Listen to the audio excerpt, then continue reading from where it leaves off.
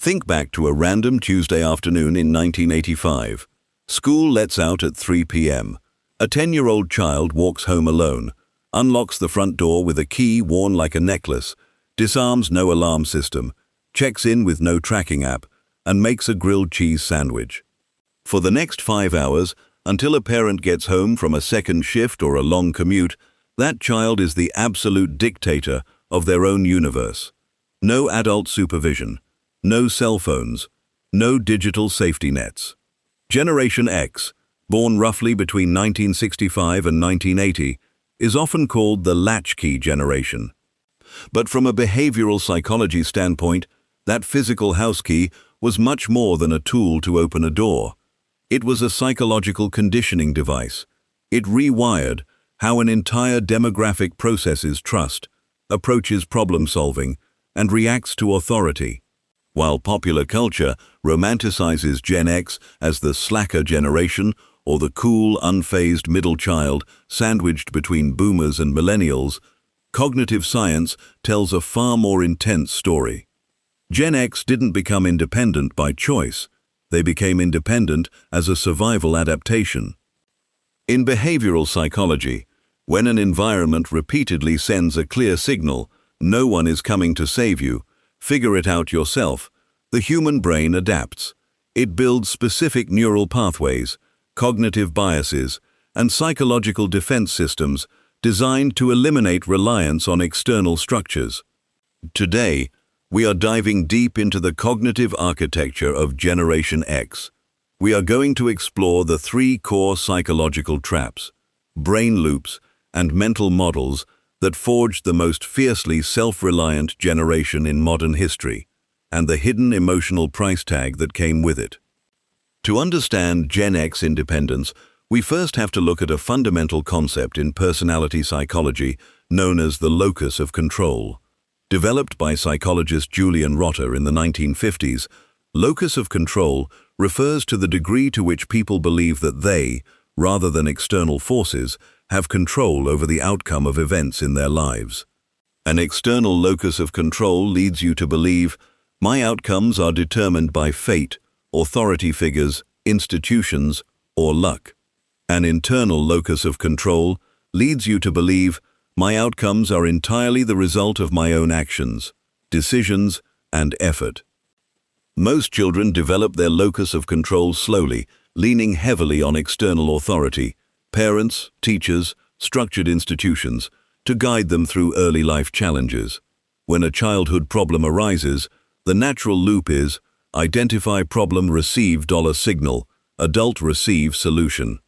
For Gen X, that loop was systematically broken early on.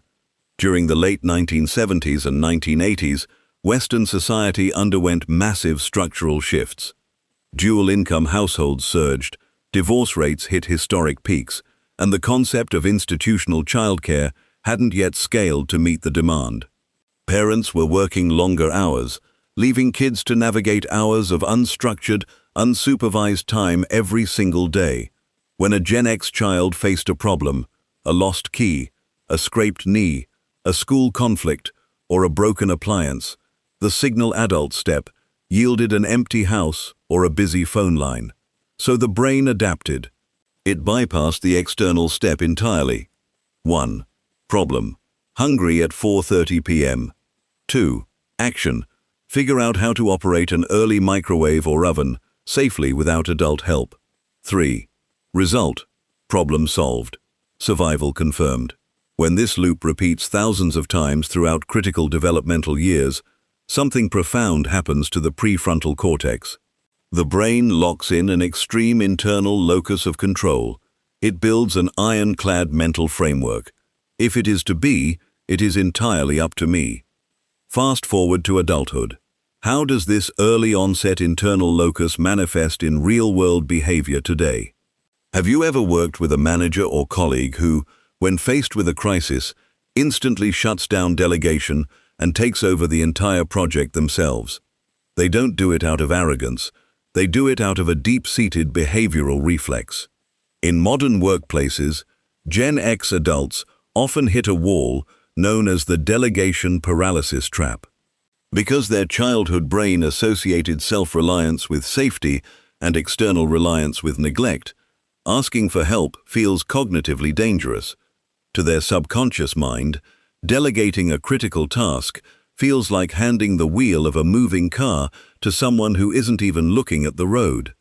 They suffer from what psychologists call over-functioning behavior. When stress spikes, instead of reaching out to a network, their default brain loop fires off the 1983 program, "Sit down, shut up, figure it out alone." It makes them insanely resourceful, highly adaptive, and incredibly resilient. But it also creates an invisible ceiling on collaboration, leading to severe burnout and a silent struggle with decision fatigue. Independence doesn't just grow from personal isolation, it is heavily shaped by societal context. Psychologist Jennifer Freyd coined the term institutional betrayal to describe the psychological damage caused when an institution that an individual depends upon, whether it's a government, a school, a corporation, or a family structure, fails to protect them or actively causes harm. Gen X came of age during a unique window in modern history where virtually every traditional pillar of authority took a massive public hit. Political trust. Watergate shattered the illusion of presidential integrity.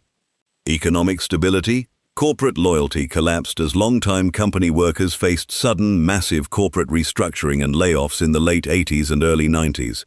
The traditional promise, work hard for one company for 40 years and get a pension, evaporated right before their eyes. Global safety. The pervasive, background anxiety of the Cold War created an underlying feeling that the world could end at any moment. When young minds observe large-scale systems failing around them, the brain activates a psychological defense mechanism known as hyper-vigilant skepticism. In behavioral terms, hyper-vigilance is a state of increased alertness where the brain constantly scans the environment for threats, betrayal, or incompetence. For Gen X, this hyper-vigilance wasn't directed at physical threats in the woods. It was directed at authority figures and formal systems. The confirmation bias loop. When you expect institutions or authority figures to fail, your brain relies on confirmation bias, the cognitive tendency to search for, interpret, and recall information in a way that confirms your pre-existing beliefs. Pre-existing belief. Corporate management doesn't actually have a plan and won't protect my job. Event.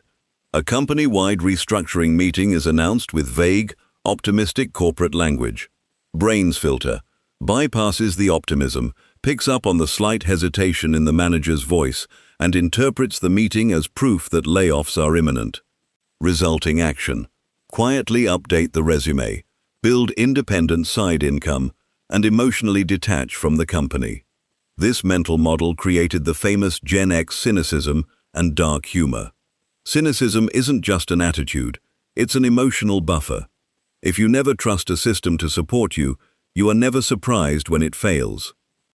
The imposter syndrome flip, self-sourced authority. This deep skepticism of external structures led to a unique psychological phenomenon regarding imposter syndrome. Many generations struggle with imposter syndrome, the persistent fear of being exposed as a fraud in professional settings because they feel they don't measure up to the established authority. Gen X flipped this dynamic on its head. Because they grew up watching established authority figures stumble, their baseline reaction to authority isn't awe, it's evaluation. They don't ask, "Am I good enough to sit at this table?"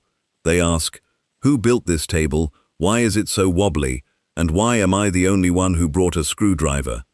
When you realize early in life that adults, managers, and institutions don't have all the answers, you stop waiting for official permission to act. You develop self-sourced authority. You make executive decisions on the fly because waiting for approval feels like a guaranteed path to failure. So far, hyper-independence sounds like a superpower. You don't need hand-holding, you solve your own problems, you don't trust broken systems, and you take immediate action. But in psychology, every extreme adaptation carries an equal and opposite shadow side. In attachment theory, pioneered by John Bowlby and Mary Ainsworth, human beings develop specific styles of relating to others based on early caregiver responsiveness. When caregivers are consistently available and responsive, children develop secure attachment. When caregiver availability is inconsistent or absent, children often develop an insecure avoidant attachment style. In adults, this often manifests as dismissive-avoidant self-reliance. The brain makes a subconscious calculation during childhood.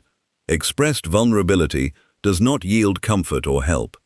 Therefore, expressing vulnerability is an inefficient use of emotional energy and a exposure of risk. End quote. The mind builds a mental vault. Inside that vault goes every instance of fear, exhaustion, self-doubt, and social anxiety.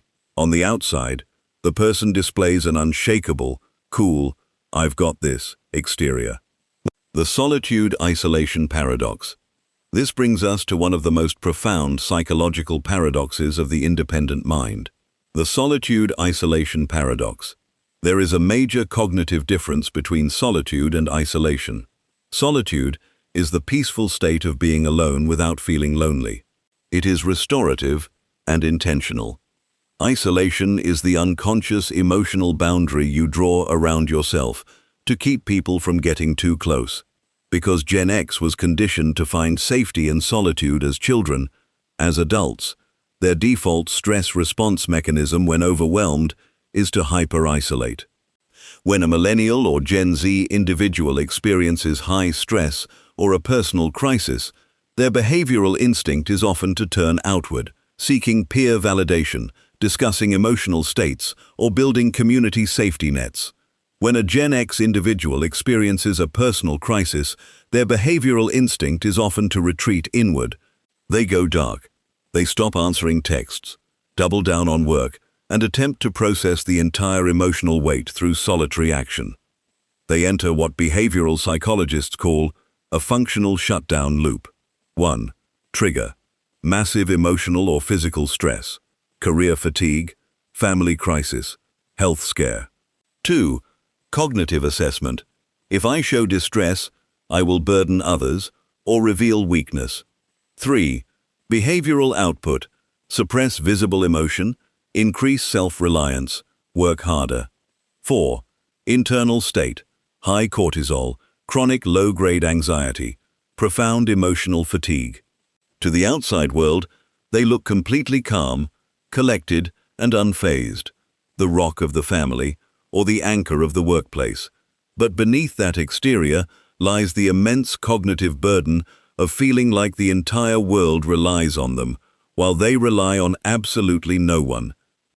Generation X's independence is one of the most impressive cultural adaptations of the modern era. It produced a generation of self-starters, crisis-tested leaders, and practical problem solvers who can navigate chaos without losing their footing. They learned to read maps instead of relying on GPS, fix things with their hands before YouTube tutorials existed, and solve complex life problems long before AI or search engines were a click away. But here is the ultimate psychological truth about hyper-independence. What saved you in childhood can restrict you in adulthood if left unexamined. Independence born from necessity is a survival tactic.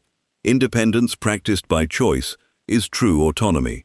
If you are a member of Gen X, or if you were raised by one, work with one, or love one, understanding this cognitive framework changes everything. It transforms what looks like detachment or cynicism into an understandable psychological defense mechanism. It highlights that asking for help isn't a failure of self-reliance, it's an expansion of resource management. It reminds us that delegating tasks, opening up about stress, and letting down the "I've got this" shield doesn't make you vulnerable to failure. It makes you human. The key you wore around your neck as a child opened the door to an empty house, forcing you to grow up faster than you should have. But today, as an adult, you hold a different key. You get to choose when to lock the door and handle things yourself, and when to open it, step out, and realize that you no longer have to carry the entire world on your shoulders alone.